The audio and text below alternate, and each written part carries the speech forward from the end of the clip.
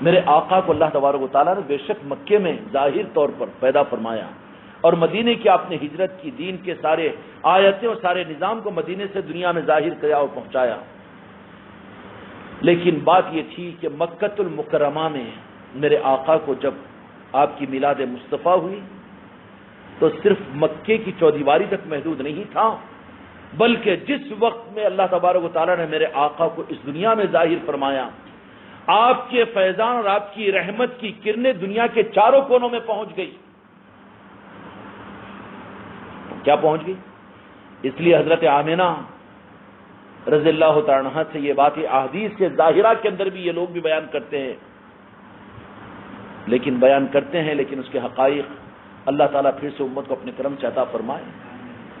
کیا کرتے ہیں کہ حضرت آمنہ یہ فرماتی ہے اما جان کہ جس وقت میں میرے شہزادے ظاہری طور پر میرے جسم سے جدا ہوئے تو بے شمار نورانی مخلوقیں کھڑی ہوئی تھی اور کوئی کہہ رہا ہے کہ ان کو دنیا کے چاروں کونوں میں لے کر جاؤ، آسمانوں کی سیر کرواؤ اور دنیا کے ہر خطے کے اوپر ان کو پہنچاؤ.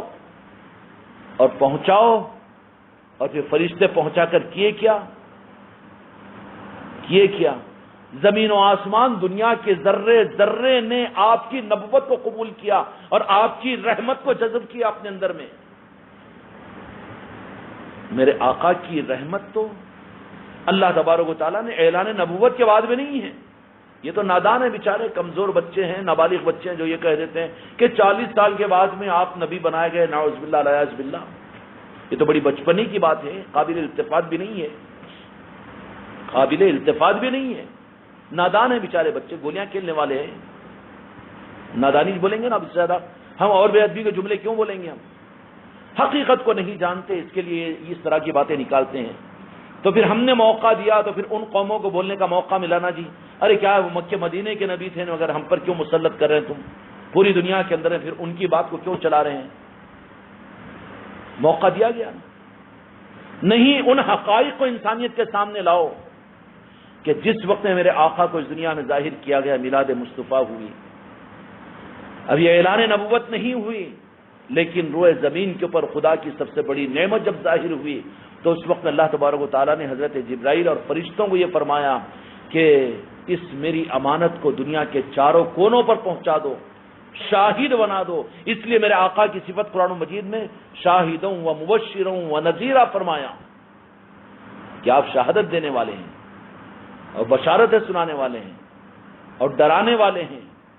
ڈرانے والے نافرمانی سے، بشارتیں دینے والے اطاعت اور محبت سے، اور شہادت دینے والے کہ آپ شہادت جن کی دیں گے وہی جنت میں جا سکے گا اور وہی رب کا اصلی بندہ ہوگا. بغیر میرے مصطفیٰ کی شہادت کے نبیوں کی نبوت قبول نہیں ہوگی. تو خیر اس وقت میں جس وقت میں میرے آقا اس دنیا میں تشریف لائے، حضرت آمنہ فرماتی ہے کہ کہنے والوں نے کہا ندائے غیبی آئی کہ دو جہاں کے مالک کو اب دنیا کے سارے کونوں میں، زمین کے کونے کونوں پر آپ کو لے جایا جائے. چنانچہ پہنچایا گیا اور جو کچھ بھی نظام چلا، اگر اس کی اور گہرائیوں کے اندر میں جاؤں تو پھر حرف آ جائے گا بات پر. اسی وقت میں تو اقرار کر لیا سارے انسانوں نے، ساری دنیا نے، کائنات نے. اللہ یوں کہتا ہے کہ میرے محبوب کو میں نے زمین پر مبعوث کر کر میں سب سے بڑا انعام اور احسان کیا ہوں.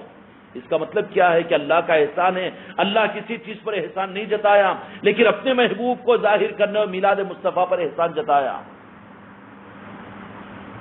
اور کتنی بے وقوفی کی بات ہوگی کہ وہی امت میلاد مصطفیٰ کا انکار کرے.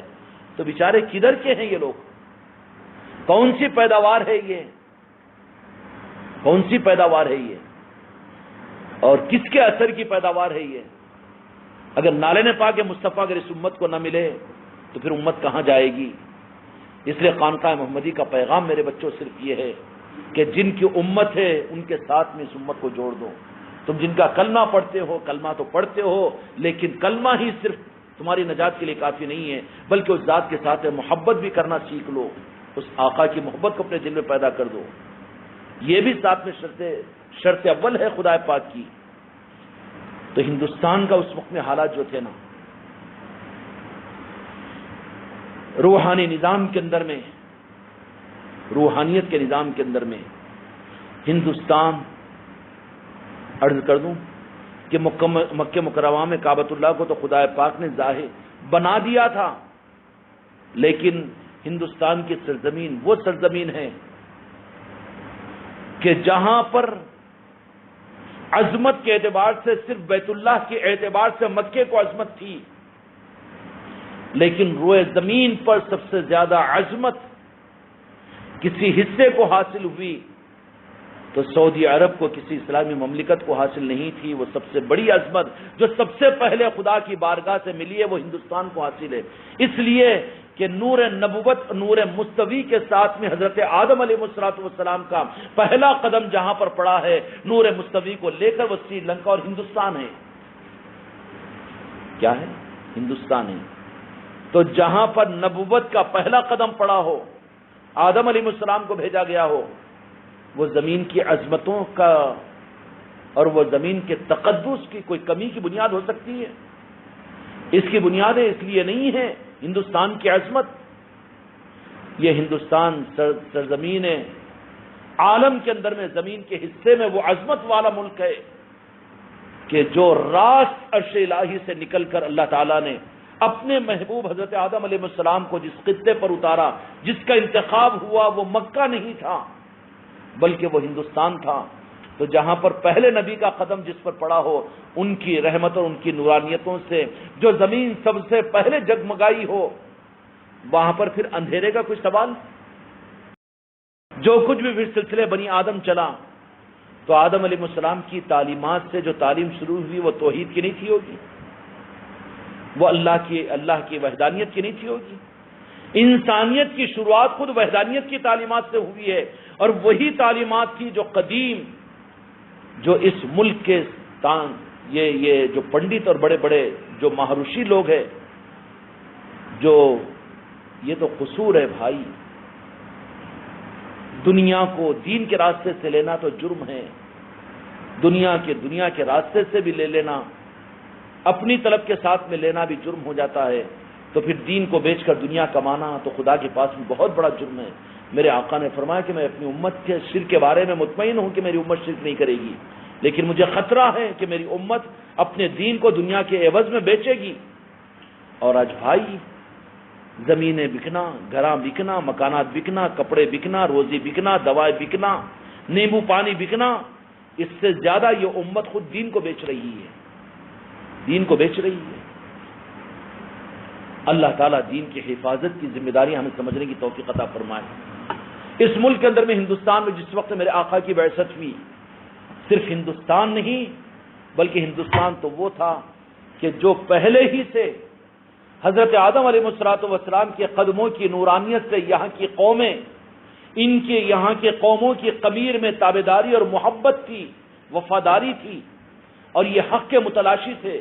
یہاں کی قومیں چاہے جنگلوں کے اندر میں رہنے والے وہ دراوڑی کیوں نہ ہو، لیکن ان کی طبیعت اور ان کے دل کی کیفیت اگر دیکھو گے تو وہ حضرت آدم علیہ السلام کے پہلے قدم مبارک کی نورانیت کی وجہ سے اس روئے زمین ہندوستان پر پیدا ہونے والا، چاہے وہ جنگلوں میں رہنے والا گوڑ اور کولام کیوں نہ ہو، لیکن وہ اپنی فطرت کے اعتبار سے رحم دل ہوگا اور انسانیت نواز ہوگا اور قدرداں ہوگا، نمک حرام نہیں ہوگا۔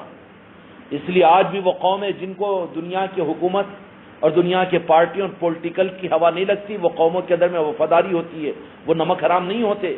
وہ گونڈ قومیں بھی مشہور ہے نا جی، گونڈ کبھی نمک حرام نہیں ہوتا، کیونکہ ابھی ہوا نہیں لگی ان کو، اب تو لگ رہی ہے سبسڈی کی وجہ سے ہوا، وہ بات الگ ہے، رنگ بدل رہا ہے وہ بھی، لیکن یہ برکت کس کی ہے؟ حضرت آدم علیہ السلام کے وہ نورانی قدم کی، اور آدم علیہ السلام کے قدم مبارک کی نورانیت کی وجہ نور مصطفیٰ ہے۔ تو سب سے پہلے نور مصطفیٰ جو ظاہر ہوا زمین پر، مکے میں نہیں بلکہ ہندوستان میں نازل ہوا ہے۔ اس لیے ہندوستان مقدس ہے، مقدس تھا، اور خدا کی قسم قیامت تک مقدس رہے گا۔ کیا رہے گا؟ مقدس رہے گا یہ۔